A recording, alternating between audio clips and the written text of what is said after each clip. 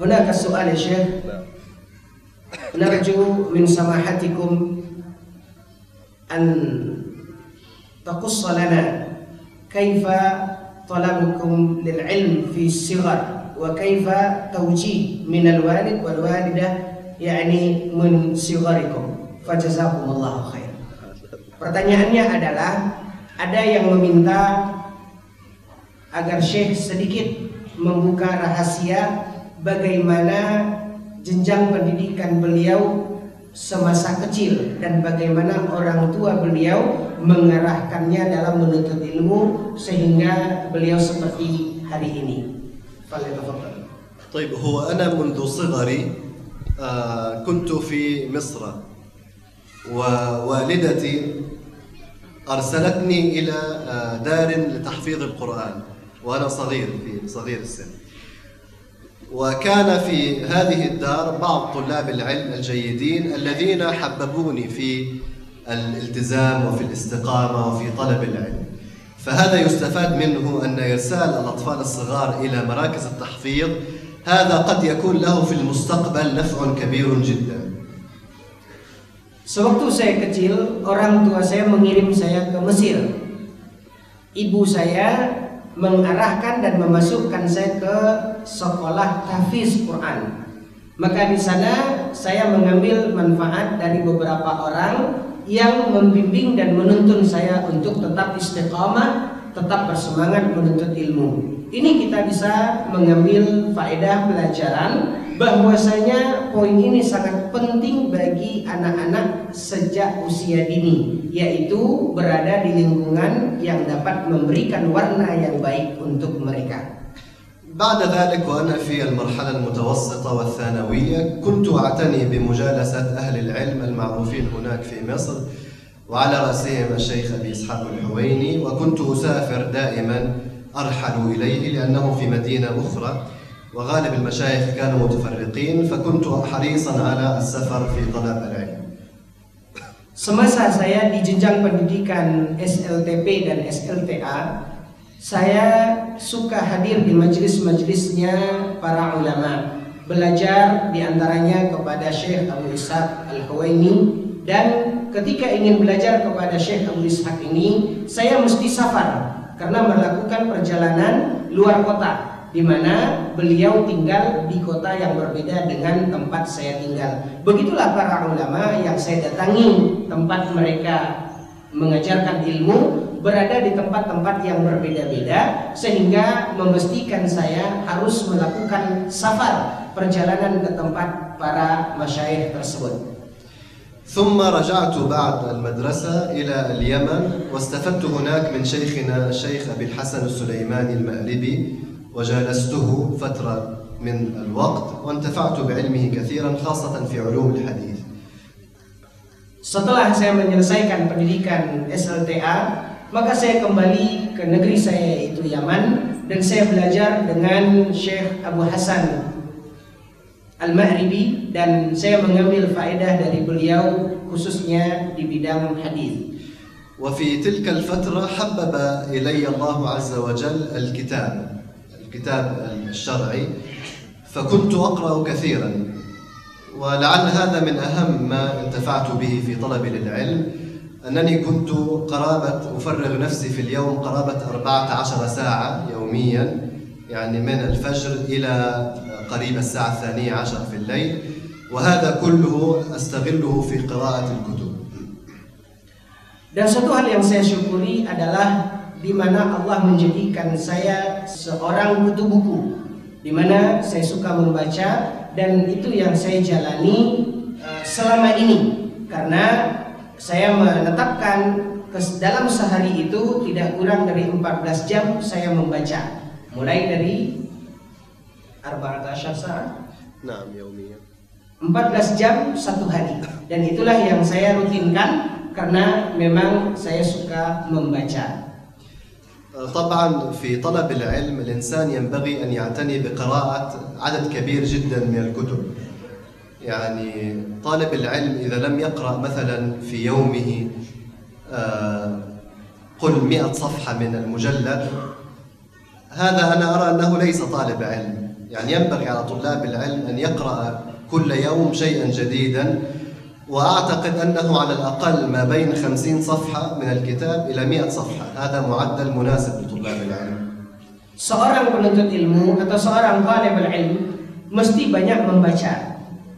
Tidaklah dikatakan seorang talibul ilm kalau dia tidak membaca atau dia tidak menambah ilmunya setiap hari. Maka minimal seorang talibul ilm yang dikatakan dengan talibul ilm, dia membaca buku itu antara 50 sampai 100 halaman satu hari. أنا أتعجب في أندونيسيا من قلة المكتبات العلمية.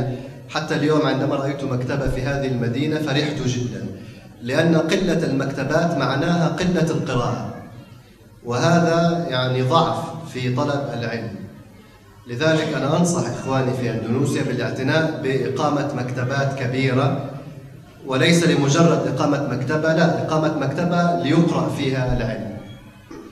Suatu hal yang sedikit membuat saya heran yaitu minimnya perpustakaan di Indonesia ini. Sampai hari ini saya datang ke tempat ini, ke pesantren, dan saya melihat perpustakaan yang membuat saya gembira. Karena apabila minimnya perpustakaan berarti minimnya minat baca. Maka ini adalah suatu hal yang akan menghalangi kita untuk mendulang ilmu yang lebih dari apa yang seharusnya bisa kita lakukan. وأكثر كتب التي قرأتها كانت في علوم السنة النبوية، لأن هذا هو تخصصي وهذا هو أحب العلوم إلي، فقرأت كتبا كثيرة في السنن المسندة وفي علوم الرجال وفي كتب مصطلح الحديث وفي غير ذلك.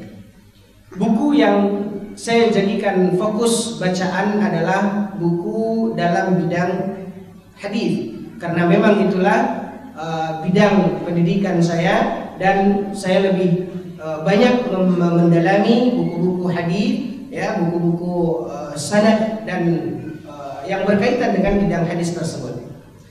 وأنا أقرأ في كتب السنة النبوية لاحظت أن هناك عددا كبيرا من كتب السنة لا يزال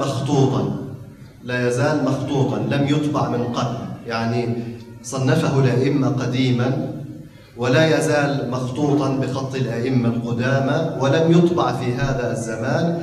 فهذا وجهني إلى الانتباه إلى تحقيق المخطوطات الإسلامية، فبدأت في علم التحقيق وطباعة الكتب التي لم تنشر من قبل. Dari apa yang saya lihat, maka ketika saya membaca dan fokus kepada buku-buku sunnah, maka saya mendapatkan ternyata begitu banyak buku-buku sunan ini yang masih berbentuk manuskrip. Maka hal ini memicu saya untuk mentahqiq, untuk menyadur manuskrip yang ditulis tangan oleh para ulama dari buku-buku sunnah tersebut. Maka inilah yang memicu saya untuk terjun ke masalah mentahqiq manuskrip-manuskrip tersebut. وأخرجت من المخطوطات الإسلامية التي لها تعلق بعلوم السنة النبوية إلى الآن قرابة 40 مجلدا من المخطوطات، وعندي يعني أنا أحلم وأتمنى من الله عز وجل أن أستطيع أن أخرج جميع الكتب المخطوطة التي لها تعلق بالسنة النبوية. Sampai hari ini saya telah mengeluarkan sekitar 40 jilid dari manuskrip-manuskrip yang ada berkaitan dengan bidang sunan nabawiyah, yaitu dalam buku sunnah. Dan saya berdoa kepada Allah Subhanahu wa taala, semoga Allah memberikan kemudahan dan kemampuan untuk saya untuk menurunkan semua manuskrip-manuskrip yang para ulama yang berkaitan dengan kutub as-sunan ini. وكذلك يعني وأنا أقرأ في كتب السنة النبوية لاحظت أن البحث عن ترجمة راوي من رواة الإسناد، يعني تعرفون أي حديث عن النبي صلى الله عليه وسلم له إسناد، يعني يقول البخاري حدثنا فلان عن فلان عن فلان. البحث عن حال هذا الراوي، يعني شيخ البخاري هل هو ثقة هل هو ضعيف، شيخ شيخي هل هو ثقة هل هو ضعيف، هذا الفن يسمى بعلم الرجال لاحظت أنه يحتاج إلى تسهيل وتقريب للوصول إلى تراجم هؤلاء الرواة، هل هم ثقات ولا هم ضعفاء؟ ففتحت مشروعا آخر اسمه موسوعة الرجال، وهي موسوعة أذكر فيها جميع رواة السنة النبوية، يعني أي رجل موجود في أي إسناد في هذه الأحاديث تجده في هذه الموسوعة. هذه الموسوعة قرابة يعني وقعت في 100 مجلد، ولكني لم أطبعها إلى الآن. سأقوم بتصغير حجمها قليلا لأن 100 مجلد كبيرة، قد يقع في 70 أو ما شابه ذلك. فهذا كذلك من المشاريع التي قمت بها في خدمة السنة النبوية. Ketika kita melihat dalam satu hadis, misalnya Imam Bukhari mengambil riwayat dari fulan, dari seseorang, maka ilmu mempelajari kedudukan orang ini, apakah orang ini adalah orang yang thiqah, yang bisa diambil riwayatnya atau harusnya dibuang. Maka ini dinamakan dengan ilmu rijal, yaitu mempelajari bagaimana sosoknya seorang rawi. Dari mempelajari ini, saya membutuhkan adanya suatu berbentuk kamus yang memuat seluruh perawi-perawi yang ada di semua kitab-kitab hadis. Dan ini tertuang dalam apa yang belum tercetak, yaitu sekitar 100 jilid. Namun saya akan berusaha untuk meringkasnya yang insya Allah Ta'ala akan bisa sampai menjadi 40 jilid. Dan inilah beberapa kiat atau usaha saya dalam berkhidmat kepada ilmu sunnah ini. وكذلك من المشاريع التي رأيت أهميتها مشروع موسوعة العلامة الألباني، وذلك أننا نعتقد أن العلامة الألباني هو مجدد هذا العصر رحمه الله تعالى، ومع ذلك فإن علمه لم يخدم الخدمة المطلوبة ولم يقرب لطلاب العلم. لذلك يعني فتحت مشروعا في موسوعة العلامة الألباني، والذي طبع منه الآن قرابة 20 مجلد أو أكثر، وهي الموسوعة كلها قد تقع في 70 مجلدا أو في هذه الحدود. Satu hal yang saya lihat juga sangat bermanfaat, yaitu kumpulan dari Syekh Albani rahimahullah. Karena saya melihat bahwasanya beliau adalah seorang pembaharu pada abad ini. Maka dalam kehidupan beliau belum adanya usaha yang maksimal untuk menonjolkan karya-karya beliau. Maka saya melihat untuk menurunkan karya-karya beliau ini dalam bentuk rangkuman atau kamus-kamus yang memuat semua karya-karya Syekh Albani rahimahullah. Dan baru saya kerjakan sekitar 20 jilid yang mungkin itu bisa dikelompokkan baru hanya dalam masalah akidah. Sementara masih banyak masalah-masalah yang lain yang berkemungkinan itu akan selesai dalam jumlah sekitar 70 jilid. وأرجو أن تدعو الله لي بالإخلاص في هذه الأعمال وبأن يوفقني الله عز وجل لإتمامها على أحسن وجه. Saya berharap Anda semuanya sudi untuk mendoakan saya. Semoga Allah Subhanahu wa taala senantiasa memberikan keikhlasan kepada saya dari apa yang saya kerjakan ini, dan semoga ini menjadi suatu hal yang bermanfaat. وفي ختام هذا اللقاء الحقيقة يا إخوة أنا سعيد جدا بوجودي بينكم في هذه المدينة المباركة، وتعجبت في الواقع من كثرة الحضور الكريم ومن كثرة طلاب العلم في هذه المدينة، فأسأل الله أن يبارك فيكم وفي علمكم. Sebagai penutup, saya ingin sampaikan di mana saya begitu bahagia dan senang melihat kehadiran antum, dan saya sungguh takjub dengan jumlah yang cukup banyak yang menghadiri acara ini. Sebagai gambaran bagi saya bahwasanya di daerah ini atau di Pekanbaru khususnya banyak para penuntut-penuntut ilmu yang cukup dibanggakan.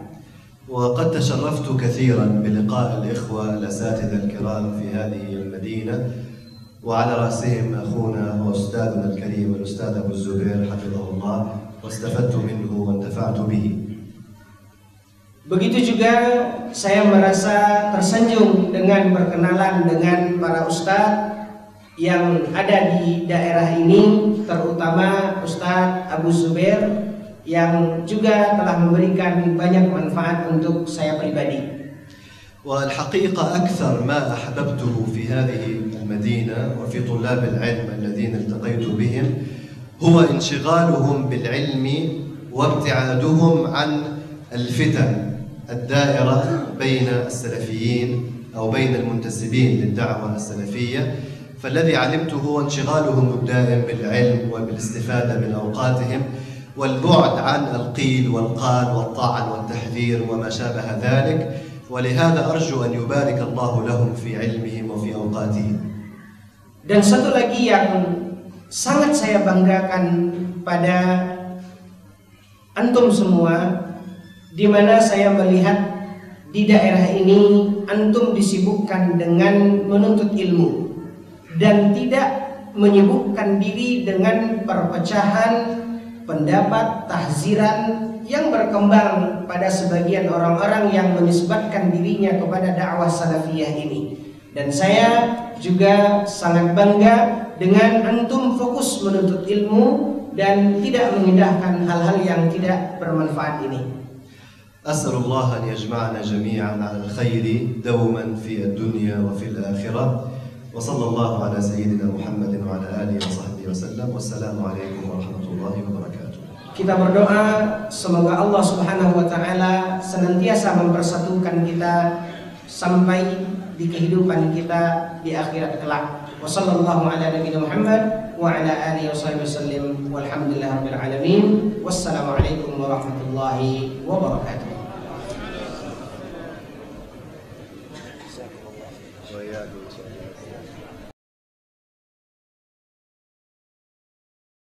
Setelah saya menyelesaikan pendidikan SLTA, maka saya kembali ke negeri saya yaitu Yaman, dan saya belajar dengan Syekh Abu Hasan Al-Ma'ribi, dan saya mengambil faedah dari beliau khususnya di bidang hadis. وفي تلك الفترة حبب إلي الله عز وجل الكتاب الشرعي، فكنت أقرأ كثيرا، ولعل هذا من أهم ما انتفعت به في طلب العلم، أنني كنت أفرغ نفسي في اليوم قرابة 14 ساعة يوميا، يعني من الفجر إلى قريب الساعة 12 في الليل، وهذا كله أستغله في قراءة الكتب. Dan satu hal yang saya syukuri adalah di mana Allah menjadikan saya seorang kutu buku, di mana saya suka membaca, dan itu yang saya jalani selama ini, karena saya menetapkan dalam sehari itu tidak kurang dari 14 jam saya membaca, mulai dari 14 saat. Naam, yaumiyan. 14 jam satu hari, dan itulah yang saya rutinkan karena memang saya suka membaca.